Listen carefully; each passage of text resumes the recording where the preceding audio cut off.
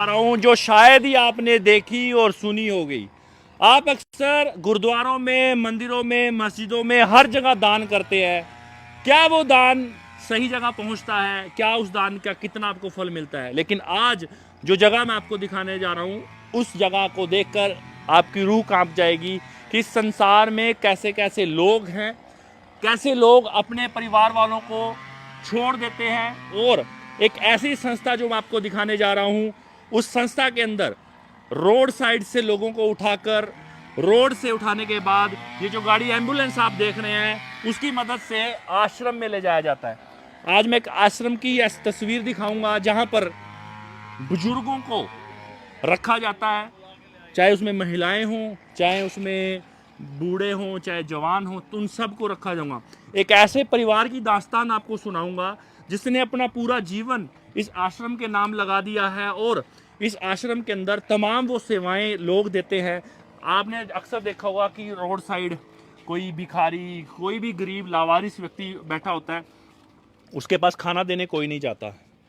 जब उसको अपने घर ले जाने की बात है तो उसके खुद के परिवार वाले भी जो हैं वो उसको यहाँ पर छोड़ देते हैं। तो मैं हूँ इस वक्त नियासरे दा आसरा, एक बहुत बड़ा एक आश्रम है जहाँ पर लगातार दूर दूर से लोगों को लाकर, यहाँ तक कि प्रशासन के लोग भी यहाँ पर छोड़ जाते हैं, उनको राहत नहीं मिलती। एक तस्वीर मैं आपको दिखा दूँ, ये जो आप बेड्स पर देख रहे हैं तमाम लोग हैं, इनका कोई भी सहारा नहीं है। इस आश्रम का नाम ही नियासरे दा आसरा है, जहाँ पर लगातार लोगों की मदद की जाती है, उनके लिए खाना तमाम बहुत बड़ा है। आइए मैं आपको अंदर ले चलता हूँ और यहाँ के जो संचालक हैं, पूरा परिवार है, उनसे बातचीत करेंगे और जानेंगे कि इसके पीछे क्या कुछ मकसद था, वो इस आश्रम को क्यों चला रहे हैं। ये सब कुछ परमात्मा करने वाले हैं। 2016 की बात है कि तब से थॉट आना शुरू हो गया मन में कि कुछ करना है, कि सारा दिन खाना पीना सोना, और ये तो पशु भी कर लेते हैं ऐसे, कुछ कुछ करना है।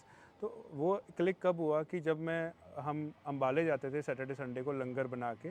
तो क्योंकि अम्बाला कैंट के ब्रिज के नीचे, क्योंकि रेलवे स्टेशन नहीं थे और इतना डिप्रेस था, और जैसे डॉग रोटी खा रहा था वैसे खा रहा था। मैंने फिर उसको रोका, मैंने अपने हाथ से उसको खिलाया। फिर उस अंदर से ना उसकी जैसे एक भरा पड़ा होता है ना आदमी, और पूरा रो रहा था, अथरू नहीं आ रहे थे, बाकी अंदर से पूरा भरा हुआ था।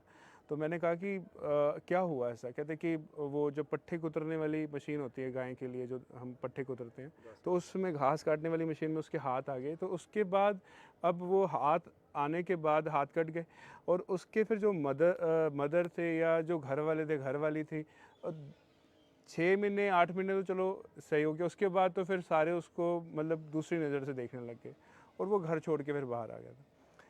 फिर बस उस मन से वो वाली घटना नहीं जा रही थी मन से, जो मन में आ रहा था कि कुछ तो ऐसा करें कि ये सारे वहाँ जहाँ देखते थे वहाँ सारे नीचे पड़े होते थे, कि कुछ तो इनके लिए करें।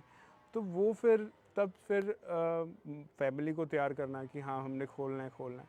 तो 2018 के नियर अबाउट एक पर्सन हमारे गांव में मिल गया, जिसने भाई ने बाहर निकाल दिया था और उसके निचला पोर्शन बिल्कुल वर्क नहीं कर रहा था।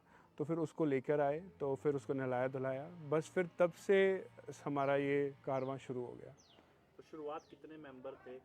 वो किस्सा भी बताओ जब आपके घर पे आके रहने लग गए थे। स्टार्टिंग हमारे घर से ही हुई थी, क्योंकि हमारा उस टाइम घर पे कोई एक कमरा था जनरेटर वाला, और हमने जनरेटर बेच दिया था। तो हमने फिर वो साफ़ किया, उस पर्सन को वहाँ बिठाया। पहले तो अंदर ही बिठा दिया था, और फिर अंदर हमारे पास भी लिमिटेड पोर्शन था।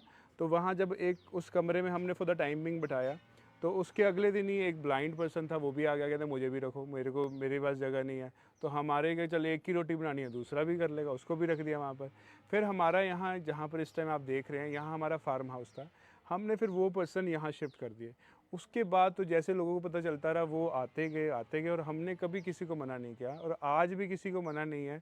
बस उसका आगे पीछे, जैसे जो सड़क पर होते हैं आगे पीछे किसी का कोई नहीं है, तो वो यहाँ आ जाते हैं, उनकी सेवा होती है। सर बस 2024 हो गया, तो परमात्मा की कृपा है कि पर्सन आ रहे हैं, और इस टाइम प्रेजेंटली 200 के अप्रॉक्स पर्सनस यहाँ रह रहे हैं जिनकी सेवा हो रही है, और 350 के अप्रॉक्स पर्सनस हम घर भेज चुके हैं। और उसमें अभी ये सिचुएशन है कि हमारा जो जितना पोर्शन है, अगर आप रात को अगर आप इसमें दिखाएं तो इतना फुली ऑक्यूपाइड है, मतलब एक मंजा डालने की जगह नहीं है। तो अभी फर्स्ट फ्लोर बना रहे हैं। तो हमारे यहाँ का सिस्टम क्या है कि हम किसी को कहते नहीं है कि हमें ये चाहिए वो चाहिए। हमारा यहाँ का जो हमारे यहाँ सिस्टम बनाया हुआ है, जो परमात्मा ने सोच डाली है कि यहाँ पर जो मांगना है वो परमात्मा से मांगना है, जो सारों को दे रहा है। तो हमने यहाँ पर एक बोर्ड बनाया हुआ है जिस पे चिट्ठी परमात्मा को लिखा है। हमें कोई भी चीज़ की रिक्वायरमेंट होती है वो उस बोर्ड पे लिखते हैं और अरदास करते हैं, और वो अपने आप ही 1-2 दिन में पूरी हो जाती है। अगर वो पूरी नहीं हो रही तो हम किसी बंदे को अप्रोच नहीं करते, हम यहाँ पर वो गलती ढूंढते हैं कि कोई बंदा परेशान तो नहीं है, कोई बंदा तड़फ तो नहीं रहा, किसी की सेवा में कमी तो नहीं है। इस अप्रोच से अभी तक ये चलता जा रहा है। और मैं भी आप हैरान होता हूँ कि अगर घर पे कोई भी सामान आ रहा है तो हमें चिंता कितनी होती है, बट यहाँ पर चल रहा है। हम सोचते हैं कि खुशी लेने में है, और हमारे यहाँ पर जो सोच डाली हुई है खुशी देने में है। खुशी जितना आप दूसरों को दोगे उतना आपको सुकून मिलेगा। अगर आप ये सोचोगे कि मैं खुशी ले लूँ, ये कोई कंसेप्ट ही नहीं है। तो इस सोच से हम आगे बढ़ते जा रहे हैं।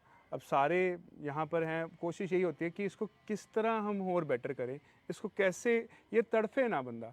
तो उस सोच के कारण हमें अंदर संतुष्टि मिलती रहती है। जो देख रहे हैं, मेरा भी उनको यही कहना है, अगर कोई कहेंगे मेरे को पैसे से सुख मिल जाएगा या मेरे पास गाड़ी आ जाएगी सुख मिल जाएगा, ये सुख नहीं दे सकते, ये आपको कंफर्ट दे सकते हैं। अगर सुख चाहिए तो आपको दूसरों को सुख पहुंचाना पड़ेगा, उसी में सुख है, और किसी में सुख है ही नहीं। आपका मकसद क्या है आगे लाइफ में, और इससे बड़ा क्या गोल अचीव करना चाहते हैं? मेरा विज़न जो सा है कि जो हॉस्पिटल हैं, जितने पीजीआई या बत्ती हॉस्पिटल या कोई भी हॉस्पिटल में हम एक पर्सन वहाँ पर भेजेंगे, और वो सारा वहाँ पर, क्योंकि जो अननोन पर्सन्स होते हैं वो मेनली जो रीज़न है डेथ का, वो केयरिंग नहीं होती है वहाँ हॉस्पिटल में, उनके पास कोई अटेंडेंट ही नहीं होता।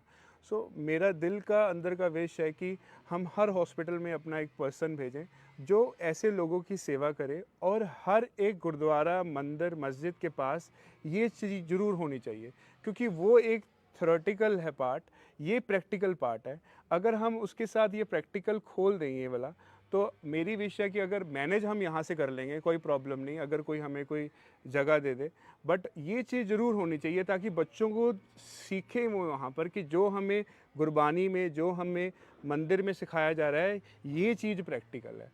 तो वहाँ पर अगर ये प्रैक्टिकल होगा तो एक अच्छा संदेश सोसाइटी को जाएगा और कोई भी तड़फेगा नहीं। एट द एंड मैं एक बात पूछना चाहूँगा, अगर फंड की बात करें तो क्या गवर्नमेंट या कुछ इस तरीके का फंड्स आपको कहीं से कहीं हेल्प होती नहीं, है? हमें कोई गवर्नमेंट एड नहीं है, कोई गवर्नमेंट का कोई सपोर्ट नहीं है। गवर्नमेंट जो भी पुलिस वालों को पर्सन मिलते हैं यहाँ छोड़ जाते हैं। मोस्टली पुलिस वाले को ही रात को अप्रोच गवर्नमेंट करते वाले हैं। ही प्रशासन ही आपके पास छोड़ के हाँ जी, वही मोस्टली छोड़ के जाता है।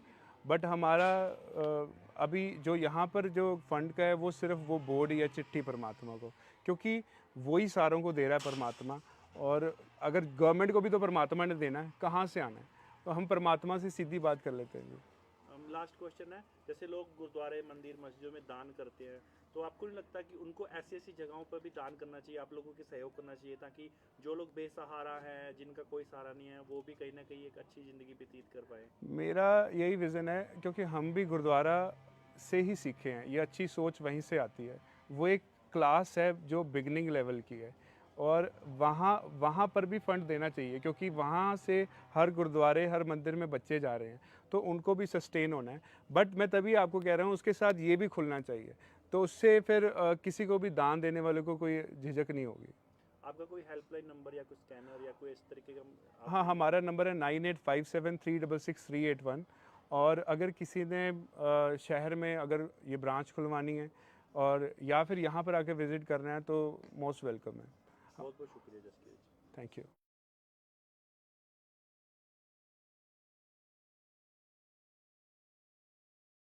दोस्तों